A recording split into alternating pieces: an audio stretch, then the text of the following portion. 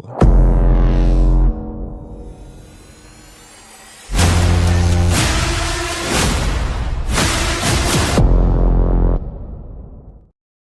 What's going on, Star Wars fans? Hello there. We are here with a live on Wednesday evening. We have Mike, the host of A Guy Who Loves Star Wars, and Derek is on with us again. He has a podcast. Derek, tell us what the podcast is. Yeah, so I'm on Living with the Land Speeder, where we Star Warsify a different Disney attraction every episode. Yeah. We're getting close to 50, really close. That's awesome.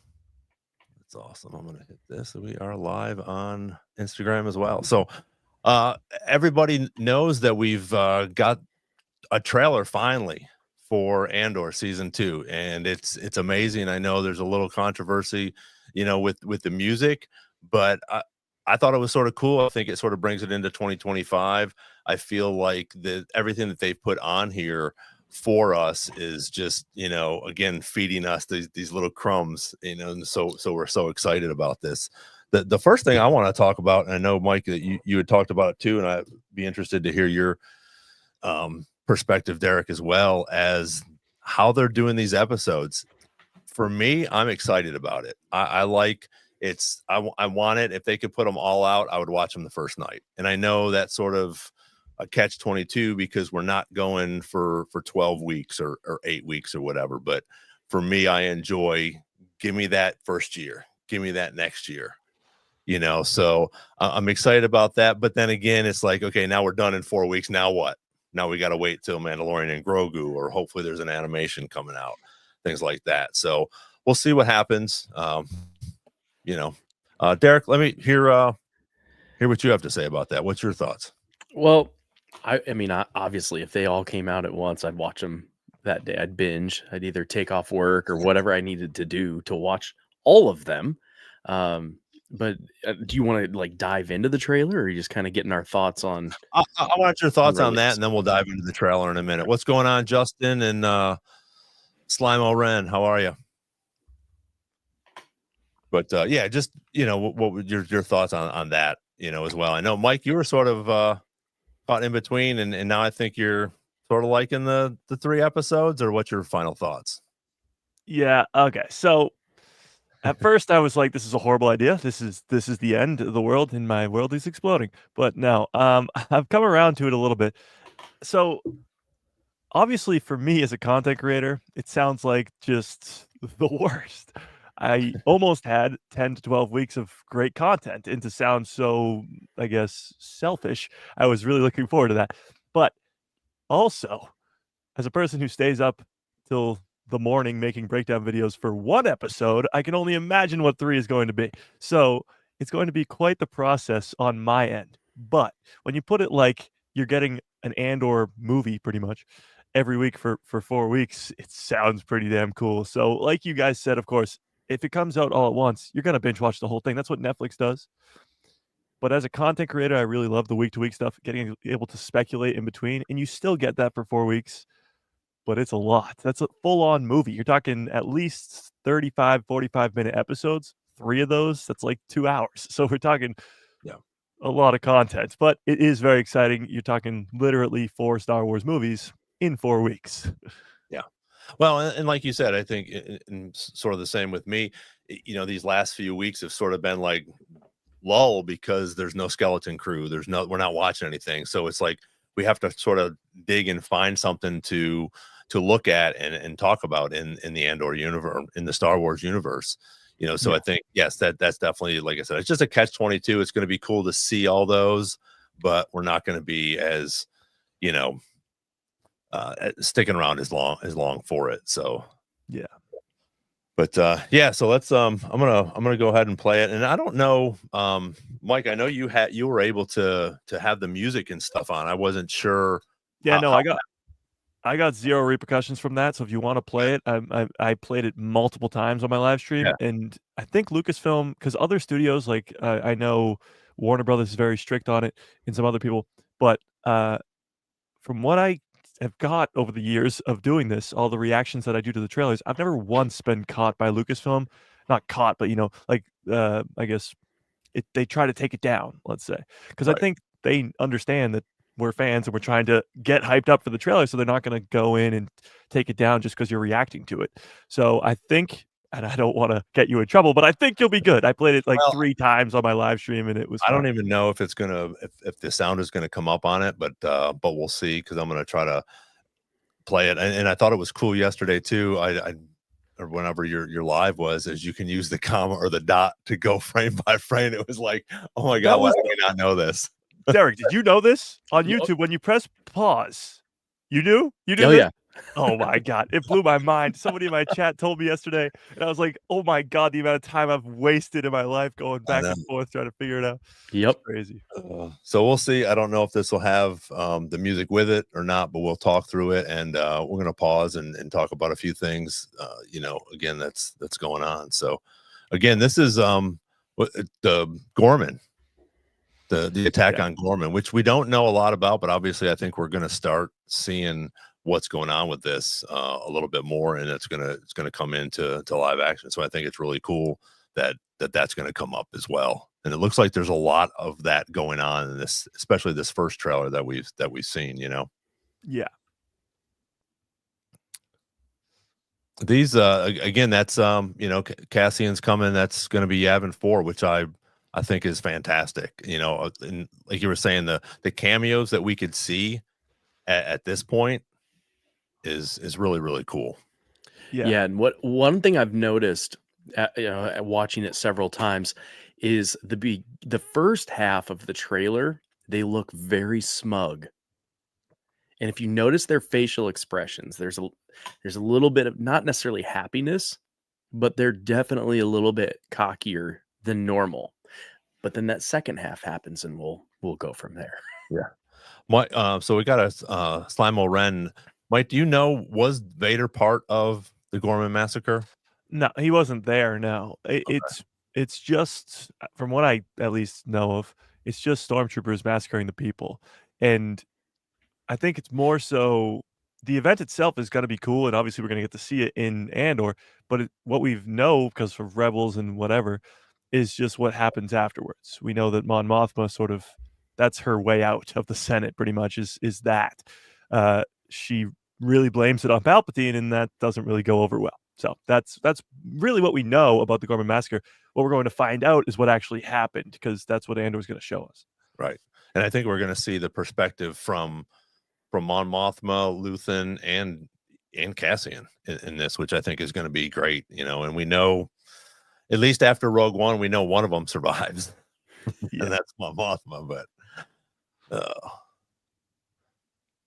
so we got, and I think this is cool because, again, we don't know what this is. This could be Lothal, which I thought was a sort of a cool thing. I don't think it is. Yeah, I think, because again, we already got that in Ahsoka. Yeah, I don't think it's Lothal either. So many people have come to me and said it's Dantooine. I don't know what the evidence to back that is. Maybe they just want it to be, Yeah. but I have no idea. It could be a new planet. I mean, we got so many new planets in Andor season 1. Yeah, that's true. Yeah, and it very well could, because again, it's just so different. But I think they are trying to trick us also, like they like to do. Yeah. What I will say too about this trailer that I really liked is the amount of stormtroopers, because I feel with Andor season 1 there wasn't many, and I feel like honestly since the original trilogy there hasn't been many. In the Mandalorian you see a few because it's the remnant of the Empire. Right. Even in Kenobi you don't see many stormtroopers. So I feel like they've gone away from the stormtrooper for quite some time, other than obviously the new generation ones in the sequels. But Yeah, no, I think we're going to see, and we see a lot, like you said, we see a lot of them in this trailer. So I think we are going to see quite a bit. We better. That's a sick cut. Oh, he's got his stormtrooper tiki. That's awesome. Yeah, in the same planet, which again, I think this is where he's going to find Bix and his buddy. What's his name? Brazos. Yeah, that has gotten captured, and I think you're right. I think this is where we're going to find them, and he's going to get them hopefully off, and possibly wherever else we're gonna go here in this scene. That's going to be fantastic. I mean, I think he's going to definitely have a good part here. Yeah. In this, we're going to see his perspective as well. I thought it was neat that, again, I think she's probably gone by now, but probably not too much different or too many years past where Jen could have been there. Yeah, You know, I don't honestly think we'll see her, forgot. but Yeah, I forgot about that because so many people were like, "Do you think Jyn Erso will be in this show?" And I was like, "No, probably not. No, no." Then they were like, "But she's with Saw Gerrera," because you almost, or I forgot at least, the opening scene of Rogue One is the Empire is Krennic coming to get her dad, Galen, but she's a kid, and then she gets saved by Saw. So we don't really know how long she was with Saw. But then once they flash forward to the future, she's not with Saw. So it depends on how long she was with him. If we'll see. Yeah, and like, he had her doing missions and stuff too, so yeah, she could be anywhere. yeah, Right. exactly. Right. But I think it So would be cool, just in passing or something. I don't think it would be the actress, but I think it would be cool, and maybe it will be. Maybe we will get to see her younger. But I think, if I'm not mistaken, I think it was 16. Either she was with him for 16 years, so maybe she was 3 or 4 or 5 when he got her, or she was, so maybe she was 19 when she left. But yeah, he trains her, and then she's like, "Hey, I'm out of here." Yeah, so it says your pal Joe says 16. So again, Yeah. it could be, but again, if we do, it would have to be the first 3 episodes, because we're going year by year by year. Yeah, that's true. I honestly think Jyn would be a surprise, obviously, but Galen Erso, I feel like has to play. We've seen the Death Star so much in this trailer, and we know that Cassian doesn't know of the Death Star until Rogue One, and he doesn't know about Galen either, because in the first interaction in Rogue One, somebody brings up, or no, he does know about Galen. Sorry, he does know about Galen in the first interaction that he has in Rogue One. But obviously, by the end of Andor season 1, he doesn't know who Galen is. So at some point in the second season, he's going to have to either meet him or know him somehow by name. So yeah, Star Wars Democracy. We don't know if Galen's going to be in there or not. Again, it's just I think there will be some cameos for sure. Obviously, Snylo Ren said about Cal Kestis. That would be. I mean, I'm waiting for it. I've been asking for it. I've been calling for it. Yeah. Give me the poncho. I want the poncho. Yeah. Well, what's funny too is Andor season 1 has 0 cameos, like none. I mean, other than maybe like you could say Saw Gerrera as a cameo, but not really. Like it doesn't have any. So is season 2 going to really rely on cameos or really actually have a lot? Like, should we really be expecting like a Palpatine or a Vader or even a Bail Organa or a Galen Erso? Probably not. Right? Because for season 1 didn't have any of that. Yeah. It seems sort of off brand for Andor to do that. But at the same time, Krennic's back. The Death Star's in the trailer. So Yavin 4 is there. So I don't know. It's kind of like a mixed bag. Rogue One does have Chopper and the Ghost. Granted, they're in the background, but they're still there. And Bail Organa as well. So I don't know. Yeah. Well, and you're right though. There is no cameos in Andor, but I think it's also cool because each character has a great plot as well that's in there. So again, we don't have to throw in these other ones to try to spice it up. We have really good stories for each one of these characters, which I think is great. Again, right here with Mon Mothma, we're at her daughter's wedding. And I think this is going to have to be the first three episodes, maybe the second year. But I would probably say if we're going right into that, it's going to have to be pretty close to once we get started. So this will be interesting to see as we see in the rest of the trailer here. Again, we have some of the Empire showing up, which will be interesting when Krennic does show up. Yeah, and I believe the actress for Mon Mothma has talked about it, how that wedding is going to be extremely important for not only the rebellion but just for the show in general. Well, absolutely, because I think again that wedding was important because now we're getting some more funds that she's trying to raise for the rebellion, and it honestly might make the Empire like focus more on her, like because if really later on in the trailer when we see Krennic face to face with Mon, if that's at the wedding, well then something crazy's happening at this wedding. Yeah. Oh yeah, for sure. They're just showing up because again, oh hey, we didn't get invited, or hey, we'll just pop in here because of who I am, or we have some rumors that you're doing something that you shouldn't be. Yeah, exactly. Luthen, what an amazing character. I think I love the guy, but he's only in this trailer once. Yeah, it'll be interesting. Well, does that tell us something there? I know. That's what I'm thinking. Like, he's not in Rogue One. So, like, the writing's sort of on the wall. He's one of the leaders of the rebellion. It's not like he's just going to go away. I could see, because, like, Bix isn't in Rogue One either, but I could see Bix surviving because, like, she's not really that prominent. He's a main leader of the rebellion. Like, he has to die, right? Yeah. It would fit. Yeah, exactly. This He is, gives everything to the rebellion. It's not just going to... I'm gonna Yeah. show this. See what you guys think of this. This is for Gorman, which is pretty interesting. Well, yeah, in season 1, Mon Mothma mentions Gorman and how, like, she's talking with her husband, I think, because he's gonna have that party with all these senators, and she's like, all these people I'm fighting against at all times, like, they just got rid of something on Gorman or whatever it is. And no, they put up a blockade or something, whatever it was, and she's like, all those people are gonna starve and all that stuff. So it's already been building up to that. Yeah. But yeah, something's going down. Yeah, and Luthen's ship in the first, I mean, one of my favorites. Again, this is where everybody kind of shifts their facial expressions too in the trailer. When the revolution starts now. Yep. Yeah. which again, I think obviously they did that on purpose, which is so cool. It is. That was like cool. such a Batman Joker thing, walking away and yeah, for sure. And again, here's Krennic, which will be fantastic to have him back again along with K2SO. But the amount of time like we're seeing right now on this for the Death Star, it's going to be hard, I think, not to have something pop up, just being there. And same with Yavin 4, even if it's just a walkthrough. Yeah, and I will say that the line he's saying right there is, "What a swell party this is." Probably the wedding, if I were to guess. But yeah, and that's what I noticed. Like the third or fourth time I've watched it. We and Derek were talking about how many times we watched it. And I know you've watched it a gazillion too, Mike. But yeah, you can tell that that's where they do that. And he says that. And I picked it up and I was like, oh, okay, that's what he's saying in this other clip. But they're putting it here just to sort of throw us off a little bit. Yeah. The one thing about this scene right here is you can really see the scale of the ships versus the Death Star. Yeah. And it's like, we've gotten a little bit better scaling in newer stuff, but that really sells the size of it.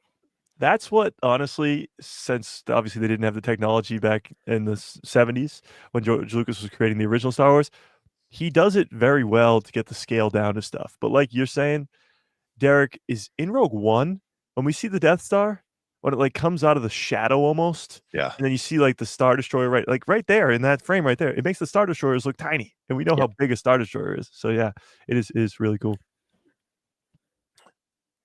What I always found what was really funny is the Death Star, as you usually see it, is like that, where the sort of gun part of it is at the top, for lack of a better thing. The gun.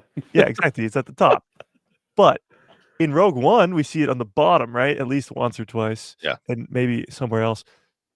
And obviously space there's no gravity, whatever, blah, blah, blah. But with Star Wars, it works a little bit different. And it would just be funny because if somebody's like standing on this level of the Death Star, where the thing is up here, and then it's flipped upside down, are they standing upside down? Yeah. Well, it has its own gravity. But would that gravity switch when you go from this floor to the bottom half floor? Yeah, if you're going would up, you completely flip upside down? See, these are the stupid questions I think in my head. So interesting. Well, great. I'm not sleeping tonight. So so I think this is Saul Guerrera's. I think it's the planet that he's on, right? It looks like it. Yeah. Which is what is that? Segro Milo? How do you pronounce that? Yeah. Something like that. So yeah, and I think because he has the black and white ships as well. So I think that's probably, which again, when I first saw that, I thought it was sort of cool when it could have been Yavin 4, but I think like yesterday. Well, who's the dead guy on the floor and why is he dead? True.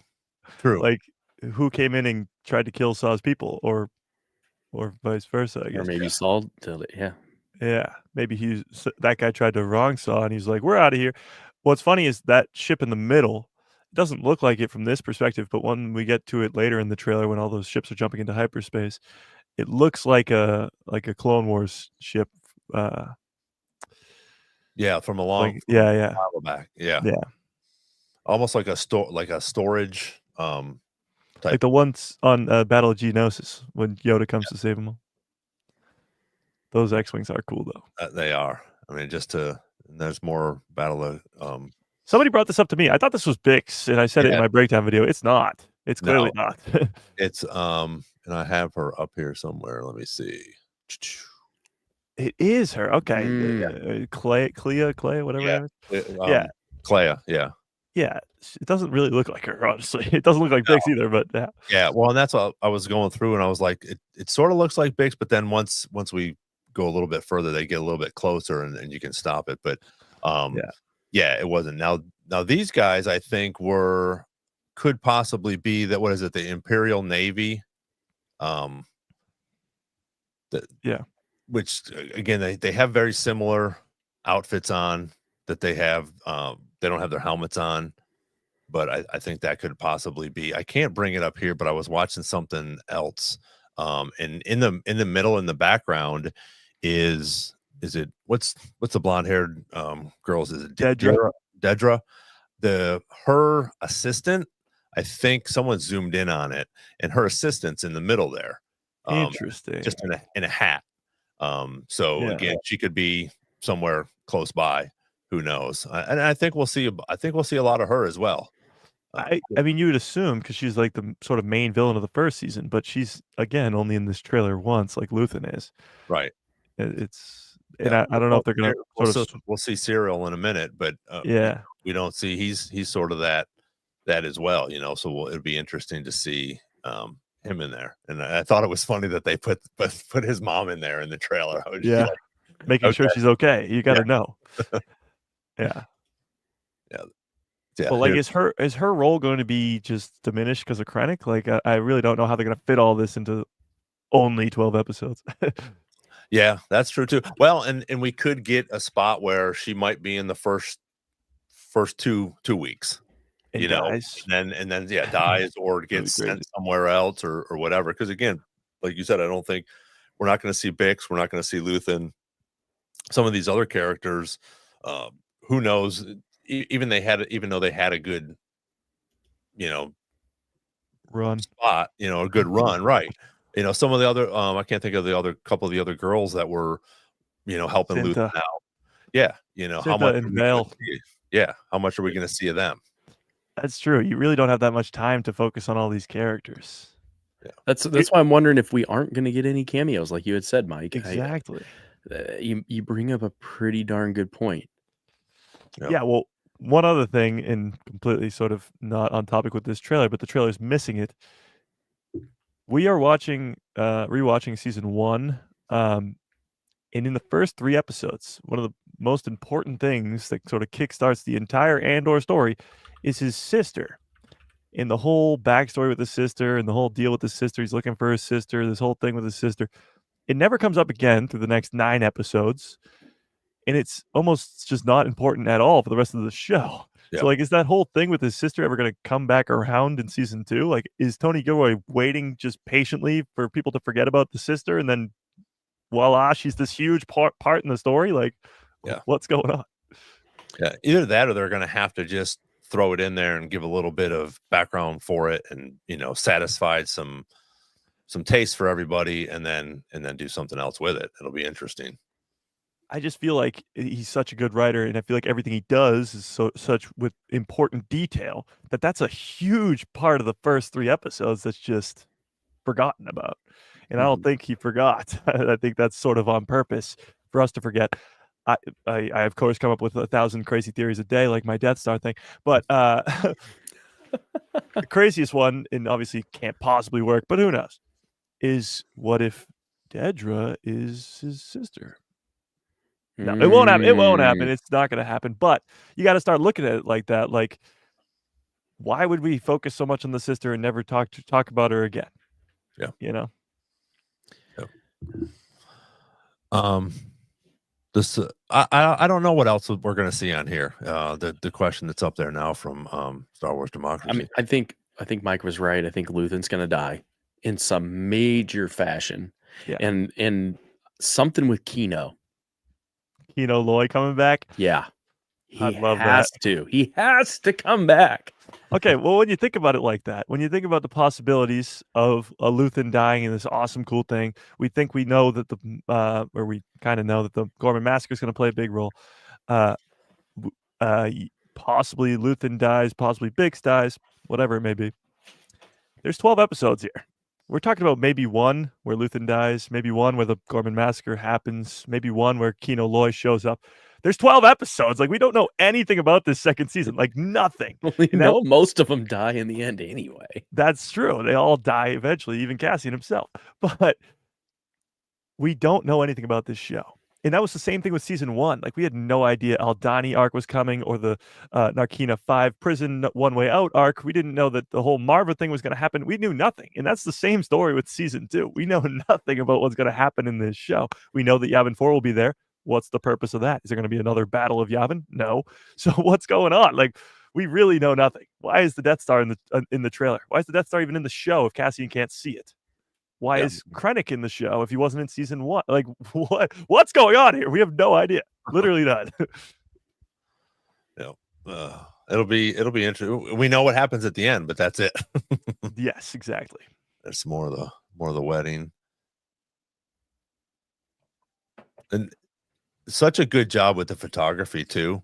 I think, on the ships and under the ships and below the ships. I love that. I think it's so cool to see that and how they do that. There's K2SO. I missed them, but everybody knows that. That'll be interesting to see how we get to that point with the two of them. And hopefully it's not just a quick thing. Hopefully it'll be a very similar thing to Han and Chewie meeting, and we get to see the whole story, in half an episode of how he finds him and how he, reprograms him.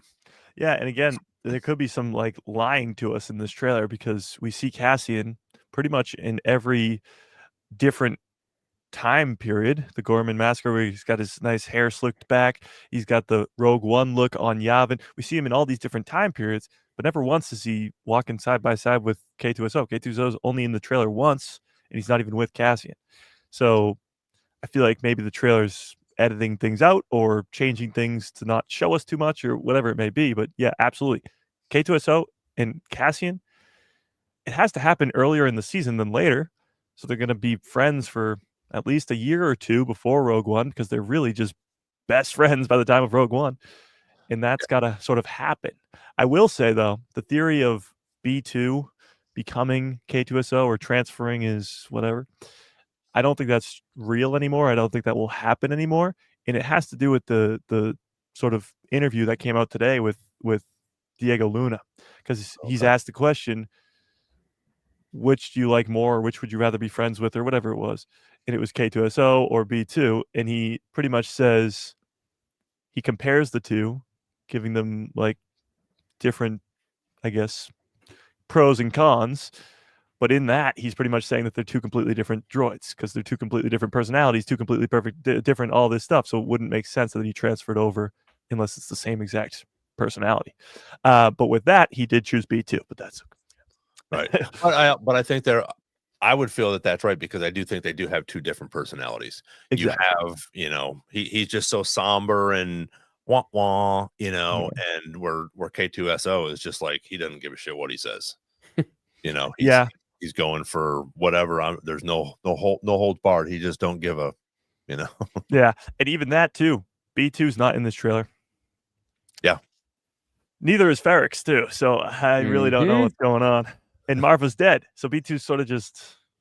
Yeah, if we even see it anymore, because it could be just, oh well, that's all off on the way, and there we are. I wonder how they're going to go down. Like, this guy has the strangest arc in this show. When you think about it, he's like honestly really cool in the first couple episodes, where he tries to hunt down Cassian. He's trying to take this more leadership role because the Empire doesn't care about this kind of stuff. He's like, 2 guys are dead. I'm going to figure it out. And obviously it's funny watching him try to do that, but it's a cool character. And then for like the next 6 to 9 episodes, he's just eating cereal with his mom. Yeah. It's like, what's going on here? Yeah, the Gorman. Now that's what's his name? Because he's in Rogue One as well, right? Isn't that one of the guys that's in Rogue One with Cassian? Was he the wasn't there a guy who escaped the prison with him? Yeah. From Rogue One? And I Yeah. think that's I can't think of his name, but I think that's him as Yeah. well. This is a interesting. Let's see if we can get to it right here. Yeah, what's going on there? Yeah, I want to see because I don't think that doesn't look like the wedding. No, it looks like You know. Coruscant. Yeah, so it'll be interesting if what's going on with that. Yeah, Melshi, that's it. Yeah. Thanks, your pal. Joe. There you go. Melshi, yeah, that's it. We did have a couple questions. Wasn't there a rumor that Naboo was going to be in the season? They said, yep, some articles that suggest the castle and just a rumor. I wouldn't be surprised to see Naboo in here, but What would Naboo really suggest though? Because Padme's gone. Palpatine is, of course, from Naboo, but even that, like, what would that be tied into Andor at all? Darth Jar Jar. Oh, of course, yeah. So my fault. Yeah. Bring back Jar Jar. Why? Yeah, Why not? You have to.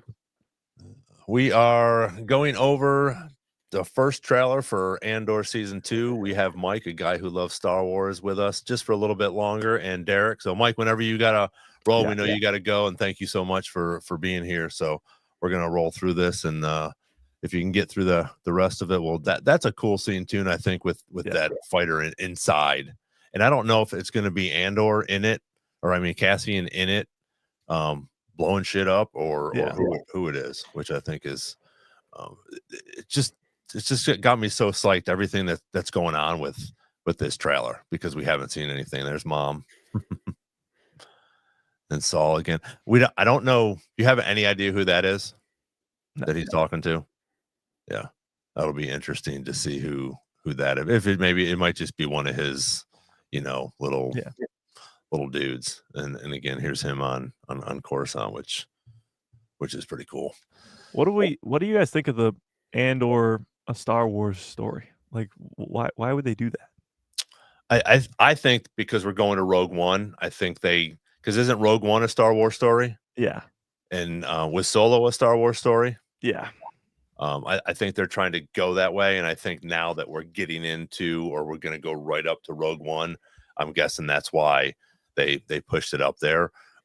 Maybe for people that don't know, maybe for people that are looking to, oh, what's this Andor? Oh, a Star Wars story. Obviously, it's connected with Star Wars. That's the only thing I could sort of think of. Yeah, I kind of like that. Now, before I get out of here, I got a bunch of things to throw at you guys. So going back completely, I already can't sleep about the Death Star thing. Going back completely to the 3 episodes a week thing. 2 ideas were brought up to me that were fantastic. One is that the deadline for the ability to win awards for maybe the Emmys, or I don't know what, is May 30th. So it has to come out before May 30th. Maybe that was one thing. And the other one was the numbers, the Nielsen numbers, the minutes watched. So now instead of 1 episode per week, you're getting 3 times as many minutes watched. So now, because Andor struggled to get onto those Nielsen charts, the Acolyte struggled to get onto those Nielsen charts. Skeleton Crew never made the Nielsen top 10 for 8 weeks. So I think Star Wars is looking at it, or Lucasfilm's looking at it like, we got to get our numbers up. And putting 3 episodes gives us 3 times the minutes watched. So it's guaranteed that Andor should sit at the top of those lists. And that could be also the reason why.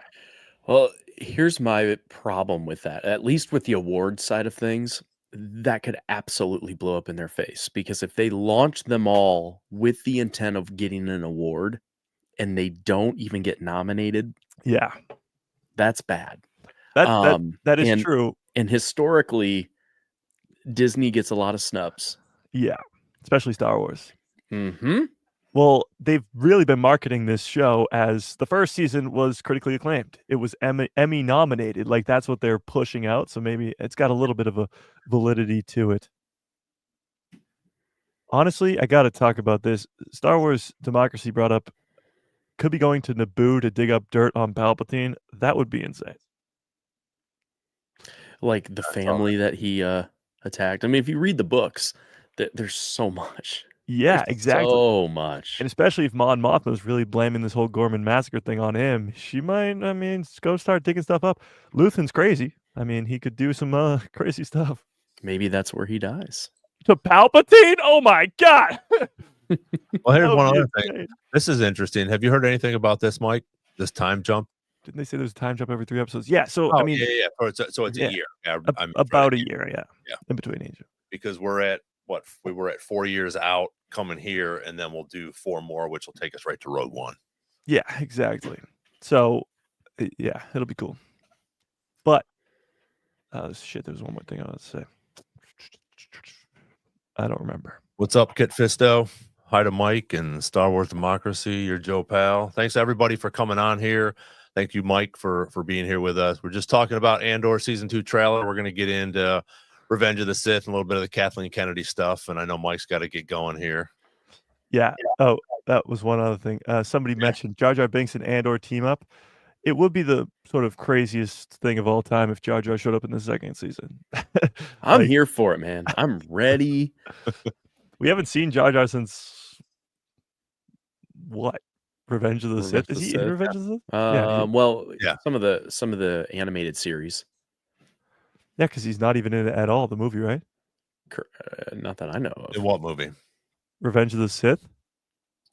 He's walking around with Palpatine. Oh, is he? Yeah. Yeah, because in Phantom Menace, he's a main character. Let me cross-reference that, though. Yeah. Let's get the Googles going on. In Phantom Menace, he's a main character. Then George Lucas sort of got the message. Attack of the Clones, he's got a smaller role, but is he even Clone in? Wars. Yeah, he's in it. Clone Wars. But we haven't seen him since then. And this will give you guys the perfect segue to talk about the 20th anniversary of Revenge of the Sith. I just thought about that. But I do have to get on out of here. I appreciate you guys for having me. Thanks, brother. Appreciate you. We'll see you tomorrow. If you're on here tomorrow, Mike, live, right?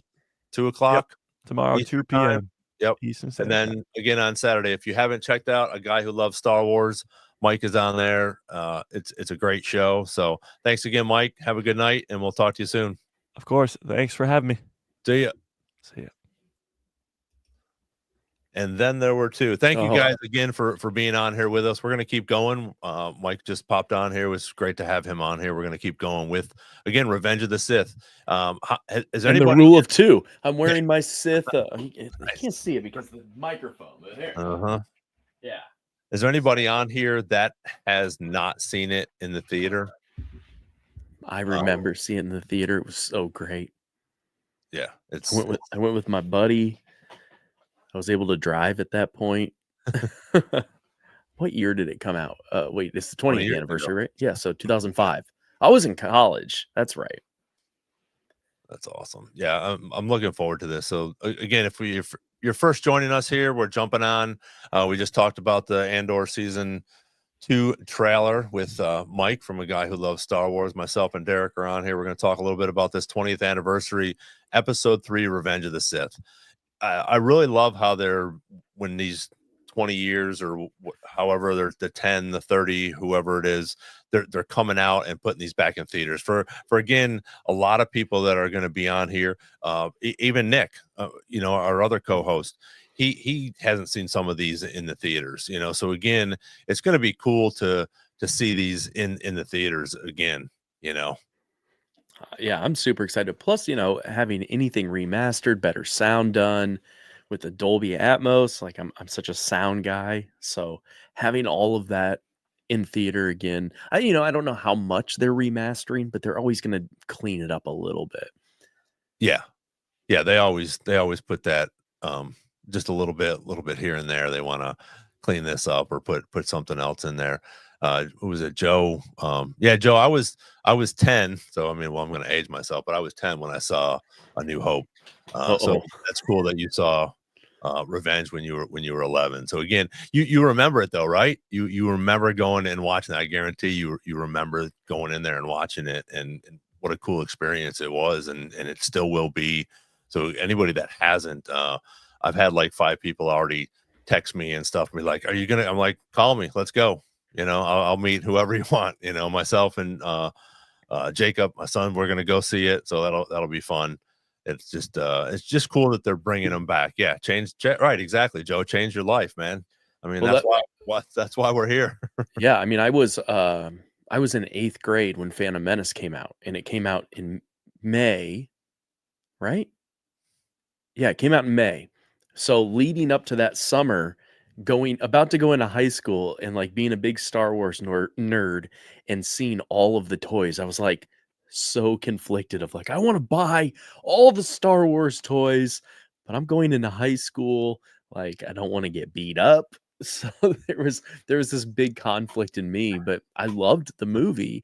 And that's the thing. It's like we all know the flaws of Phantom Menace, but I still go back and watch it, and I still love the movie. Oh yeah. I really, because that was my first Star Wars movie in theaters. It's the first one I got to see, and you see this opening credits. That's everything. Yeah, Brett had a good point. You're a Disney guy. What do you think about that? All right, interesting take from Mike about TV ratings, and that is an issue with Disney being charged. Absolutely. Will it be Disney who submit Oscar nominations for their stuff? Well, there's voting committees and stuff too. So that's the thing. It's like, if they've made enough people mad in Hollywood, or like it's such a political game, and not even like actual politics, but like a political game of everything. So like I know really the music side with the Grammys, and like anybody can be a voting member of the Grammys. You just pay your dues and whatever. So it's a popularity contest, one that Disney does not win a lot, especially with Star Wars, like Mike said. So what do I think is going to happen? I don't think they're going to get nominated for a lot. I really don't. Yeah, it'll be interesting to see. Yeah, Joe, you're right. You're the perfect age to watch the prequels. It's funny because Attack of the Clones for me, that's my favorite scene is with Yoda and Dooku, because we don't see Yoda grab a lightsaber until then, and being my favorite character, for me to see that in the theater, it was really cool. But to get back to what you were saying, Derek, too, I think nowadays Star Wars is such a pop culture thing, whether you're in elementary school, middle school, high school, or grown men that are on here tonight talking about Star dedicate Wars. their homes to Star Wars and their tattoos and everything else. It's like, not, good Lord. It's not as geeky anymore, I don't think.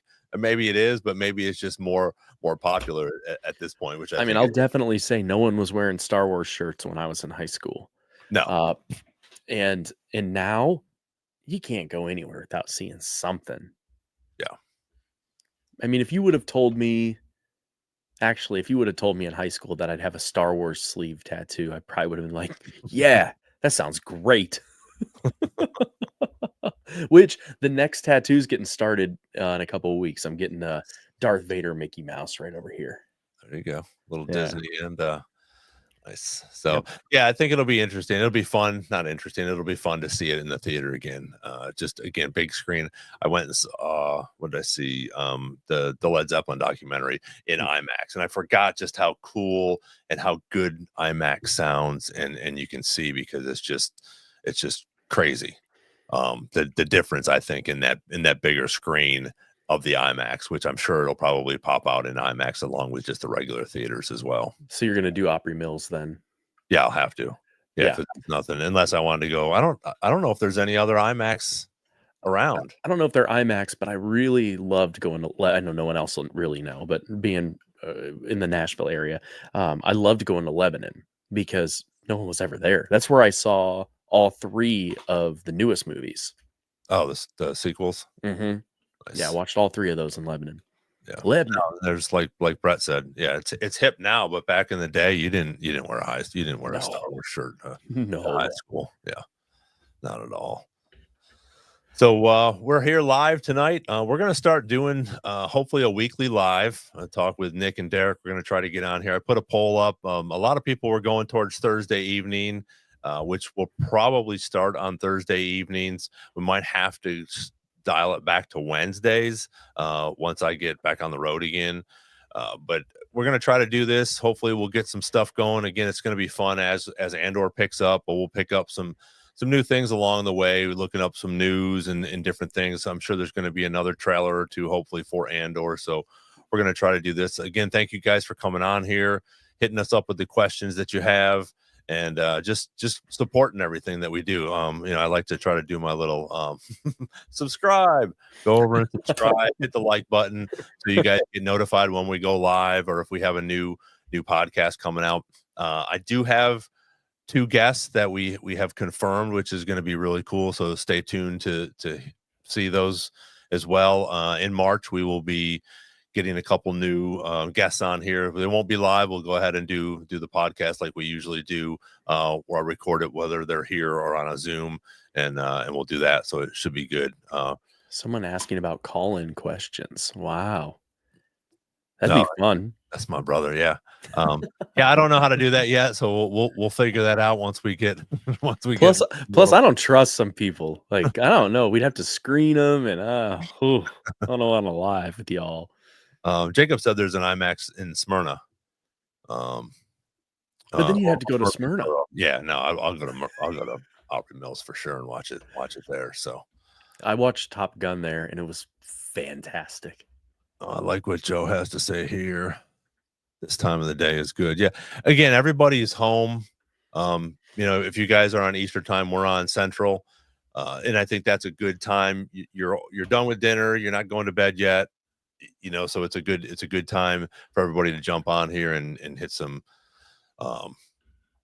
questions and listen to what we're talking about with Star Wars, which obviously we all like. So so we can move on. I think that the Kathleen Kennedy thing is going to be interesting. We were talking a little bit about it, and I like your scenario of it. So I want you to tell me again about her in ILM. Yeah. And sort of just what your thoughts are on that. Yeah, absolutely. And if you haven't watched the ILM documentary on Disney Plus, you have to watch it. It's incredible. What they've done for not just Star Wars, but for all cinema. Like, we would not be where we're at without ILM and without George Lucas. But the thing with Kathleen Kennedy, like, I'm not a fan of her at this point, but she was an absolute rock star at ILM. She was knocking everything out of the park. She was involved in the lead on so many amazing projects. So when George stepped down, it was an easy choice for a lot of reasons. One, she was the top choice anyway. She was already kicking butt. Two, they brought in a woman to lead Star Wars. That was just, in my opinion, was smart business. I was super excited. Now she just kind of she shifted in the way that she does things and thinks. And there's been some good stuff that she's done. I don't think anyone can deny Favreau, Filoni. No, we probably wouldn't have them without her. I don't think George would have picked them. He might have picked maybe Filoni. Dave. Yeah, he might have picked Dave for sure, because I think they were sort of collaborating already, or he was sort of like under his wing, but I think I think you're right. John would have been interesting. So again, everybody hates on her, and that's why I wanted you to sort of give that just a little synopsis about it. Brett wanted, what's the name of the documentary? Light and Magic. Okay. Yeah, there you go. Thanks, Joe. So Joe popped it up in there as well.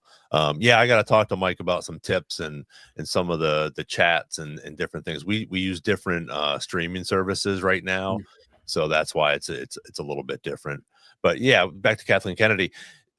She's not the anti-Star Wars, I don't think. Yes, there was some stuff that has fallen on her, unfortunately. But I'm not a fan either, of what has happened. But I think unless, like we were talking about, unless it's Dave or John, if something goes bad, everybody's going to hate on them as well.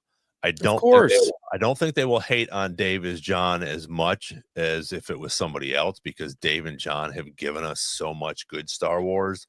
They might be like, okay, we'll give you a break on this one, but next time you better knock it out of the park. Well, and here's the other thing is, like, they're part of Disney. When Bob Iger left Disney and retired, and they put in Bob Chapek, and instantly everybody hated Bob Chapek. He couldn't do anything right, and to be fair, he didn't. But everybody unanimously said, bring back Iger. We wish we could have Iger back. So what happened? We get Iger and everybody wants him out now. Right. So these are massive corporations that there is not going to be a perfect answer to. So to me, it's like, I don't love some of the decisions Kathleen Kennedy's made, but we're getting a lot of Star Wars content. Yeah. A lot. Yeah. And you and I probably everybody on here like it. Yeah. You know, we were Yeah. Acolyte fans. We're Skeleton Crew fans. Obviously, we're Andor fans. I'm an Obi-Wan Kenobi. You know, the Kenobi show was one of my favorites. And so I think it's cool that we are getting all that content. And I do think that it has something to do with her pushing it at that time. Mm-hmm. You know? Yeah, and Joe brought up a point of the direction was going more towards younger, more general audience. Of course, because they already have Star Wars fans. How do you make more money? I mean, they are a business. How do you make more money? It's not by giving the same fans the same things all the time. Like, yes, that helps you generate cycles, but you make more money by getting more fans. That's how you do it. And I bet you if you asked a young girl right now why she loves Star Wars, go to the Disney parks and see a girl under the age of 20. She's probably rocking something with Rey. Yep. If they're doing dress up for Star Wars, it's Rey. It's not Padme. It's not Leia. So what does that tell you? Like and Joe said they push hard. Yeah, I mean, maybe we think they push too hard, but they definitely got some people involved that would have never liked Star Wars. And I give them a lot of props for that. I think that's really important. Yeah, because again, as we get older, we'll fall off the map at some point, you know. And but again, the younger generation needs to come up, which I think is so cool because again, you know, now my dad wasn't into it, but again, he was already older when it came out. But me and my brother are into it. You know, Jacob's into it. You're into it. You know, Nick's into it. You know, these 20-year-olds, 30-year-olds are into it just as much as the 50 and 60-year-olds, which I think is cool. And again, bring in the child stuff, bring in, you know, the other not Clone Wars or Rebels or Bad Batch, but some of the younger stuff. Again, these kids are going to start watching this and then they're going to go to and watch the things that we're watching. They're going to go to Rebels and they're going to go to Clone Wars and then they're going to go to the movies and they're going to realize what an amazing thing that George has brought us. Yeah.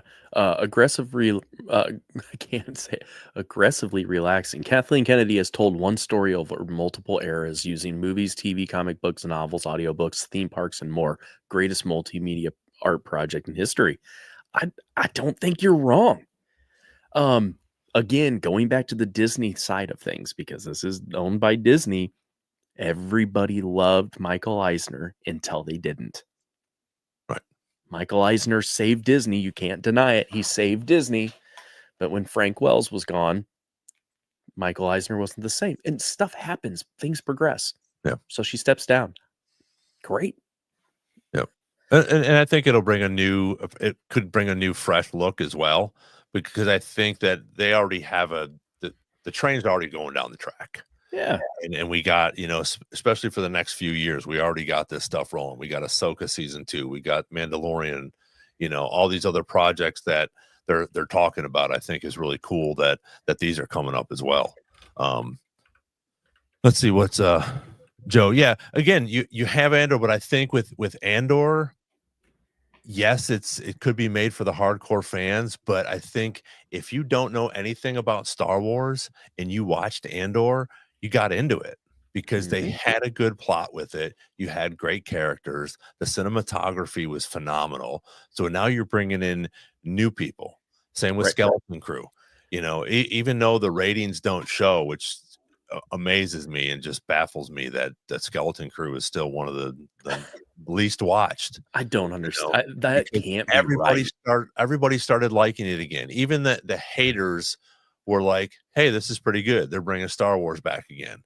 You know, whether they mix it with the Goonies or however you want to look at it, it's still good work. It's still great acting. It's great cinematography, and all this stuff is coming out. So I think you're right, Joe. I think that they're bringing the hard stuff for the hardcore fans, but they're also making some cool things for people that aren't sure what's going on. Just like Mike talked about with, Andor Star Wars story. If don't have any idea what it is, and I see Andor, I'm like, okay, what is that? But if I see Andor as a Star Wars story, I'm like, okay, now I have something to connect it to.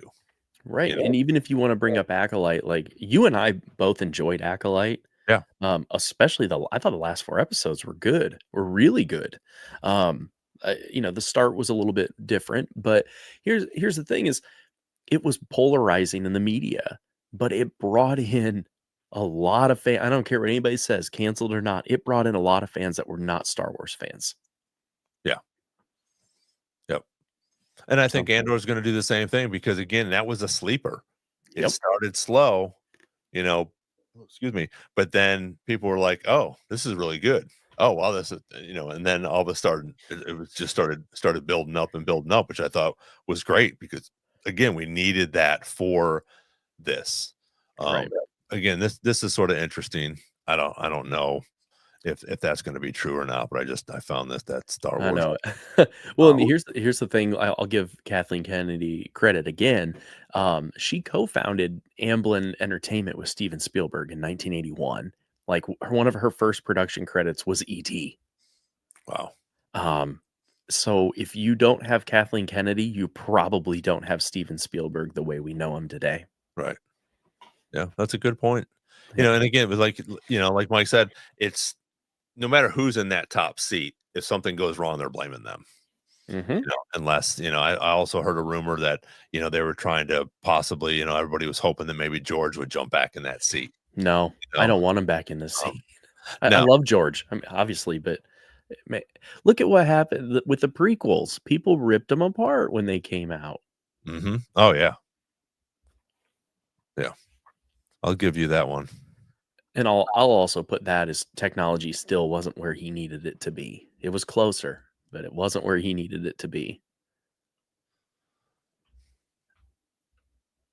I'll give you that Disney question there. Can you see Oh, that? sorry. No, you I did. thought you were talking about something else. No. So before Disney took over, you'd have to wait 3 years before the next movie. Back then, no matter where we were living, Ron and I would go opening day and night to the theater. I do miss the waiting. Yeah. We're just not in a society that likes waiting anymore, unfortunately. We're a very impatient society. The people's attention span because of social media is like now down to 2.3 seconds. If you don't capture somebody in that amount of time, you lost them. Oh yeah, for sure. I'm scrolling. I'm scrolling if it's not good.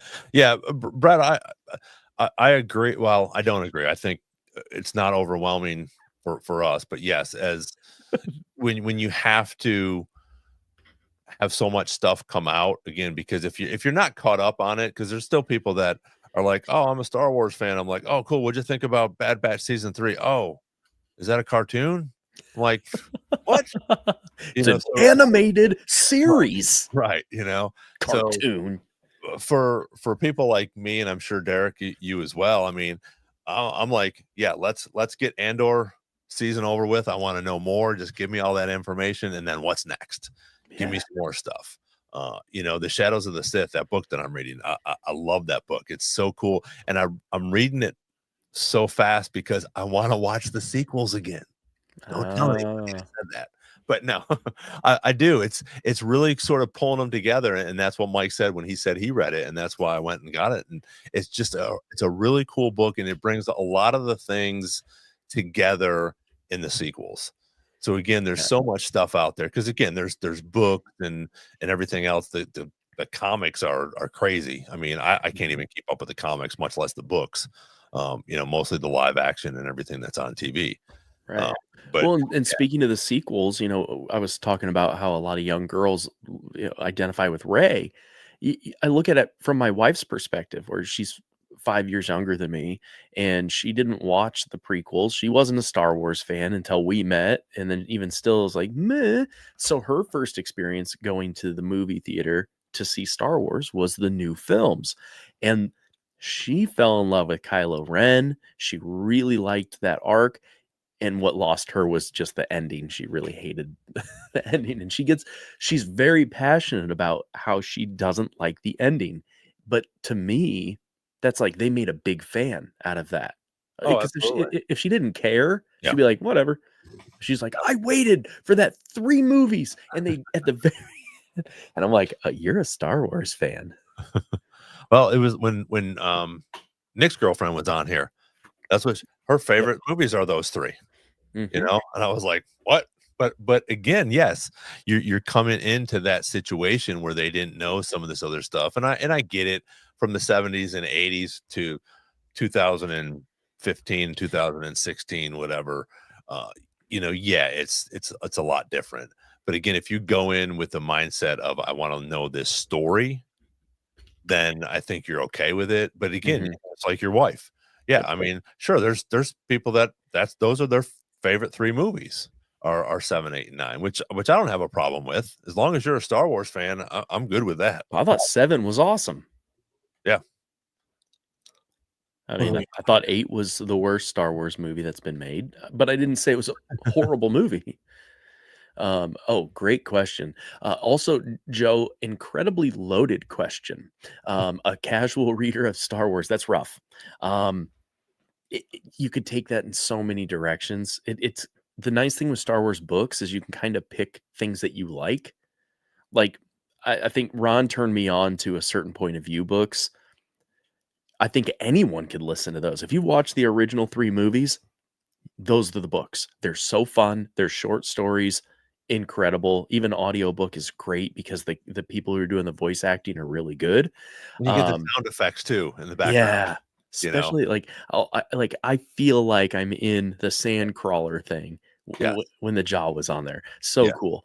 But then you have like me, who's the big Disney head, that I love the Black Spire book. Logan Sekulow got me hooked on that, and man, thank goodness he did, because Black Spire is my favorite Star Wars book. I love it. I'm gonna have to read that one. I've never seen a bad Star Wars movie, and everyone who has always seemed to have an opinion on the next one. Totally. No one hates Star Wars more than Star Wars fans. it's a it's an overused phrase, but it's true. Yeah, Joe is a prequel fan. Oh, yeah. Excuse me. Yeah, absolutely. The Old Republic stuff I think is cool. And I'm not a huge a reader either. But like Derek said, if there's so much out there right now that you can sort of pick into. If you haven't read the Plagueis book, Oh, go read the so Plagueis book. good. So good. But again, it sort of ties into the Acolyte a little bit. It'll make that last what That 2 last seconds, scene. the last scene or one of the last scenes, whenever it is, it'll make that so prevalent for you when you see Plagueis at the end. Creeping Plagueis. Yeah, So again, Mara Jade, Choices is another great book. Yeah, but then you go down the road of canon, not canon. Like my Correct. favorite is the Darth Bane books. The Yeah. 3 Darth Bane books are just incredible. The Thrawn books, there's 6 Thrawn books, and then he appears in several others. Amazing. Yeah. They're so good. Timothy Zahn is fantastic. So Yeah, he does a great job. And he's a cool dude too. I met him this past year at the ICCC that was here, and just doesn't charge for a signature.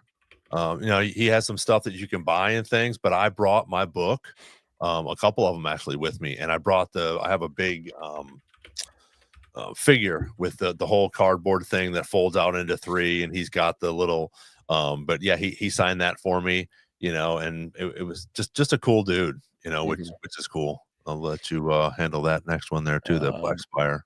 yeah, Black Spire was beautiful. All the silly Park tie-in products are so much better. Yeah, I agree. Like over here, I've got a bunch of the lightsaber hilts from Galaxy's Edge, and these screw on the bottom of your lightsabers if you want.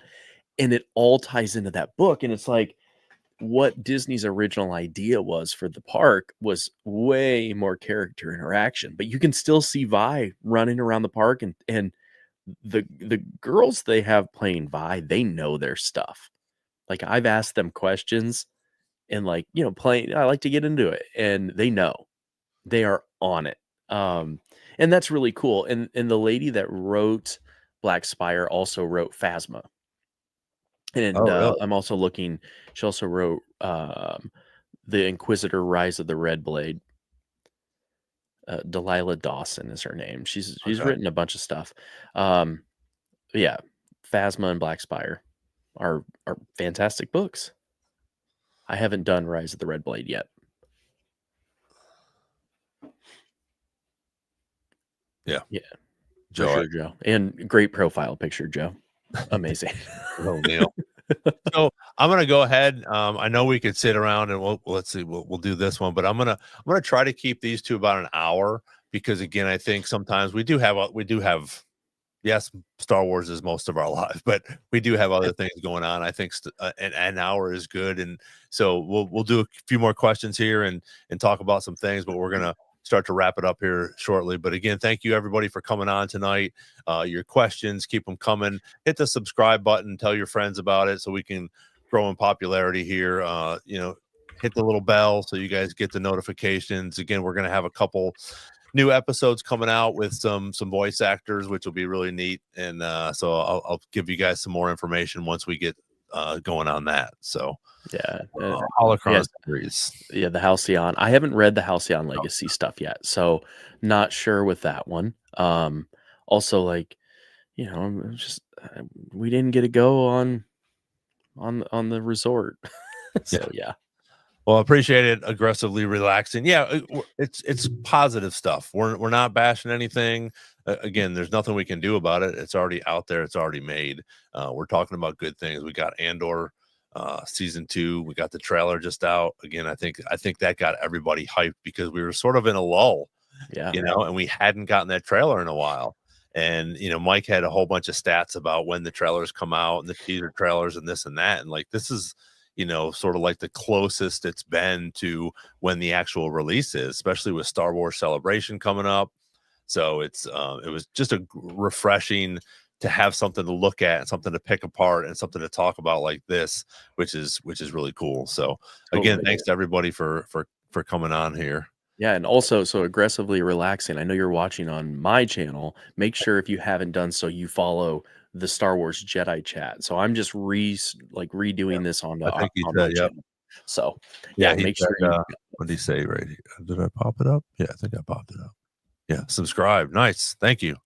Yeah, you're welcome to subscribe to both of us. My content's more like recording studios and Disney and Jeeps and stuff, but Living with the Land Speeder. I don't know when you came on Aggressively Relaxing. Derek also is a co-host on Living with the Land Speeder, where they take a Disney ride or attraction and Star Warsify it. So if you haven't checked that out, I had a droid builder. Chris was on here and hooked him up with Derek, and he went on the show. I've done an episode with the guys as well. It's really fun. So if you're a Disney fan and a Star Wars fan, it's double the excitement. But if you're a Star Wars fan, it's still fun to see the guys and what they each. There's 3 of them on there most of the time, and they'll have some special guests as well. Talk about Star Warsifying, a roller coaster or the teacups or something like that. The Hall of Presidents, which was really cool. That was a great episode. So if you guys haven't already, hit Derek's channel up and subscribe to him as well. So yeah, and we're at the point now we're at almost 50 episodes. I don't even remember half of them. Like not even close. People we'll have guests come on. They're like, I really like what you did with that one. I'm like, I have no idea. don't even remember. That's awesome. That's awesome. That's a good problem to have. Yeah.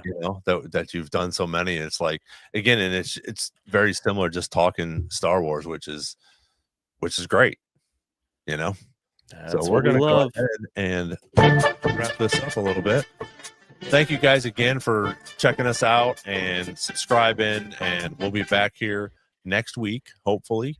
We're going to do a live. I'm not sure, so keep a lookout on my Instagram, Star Wars Jedi Chat, Facebook, Twitter, all the social media things. We'll put something up either the day of or the day before, try to get something set up. But I think next week will be Thursday. Nick will be back. If Derek's available, we're going to have Derek on as much as he can come on and he's available. So please continue to to like and subscribe. And until then, we'll see you next time on Star Wars Jedi Chat. Thanks again, y'all. Bye-bye.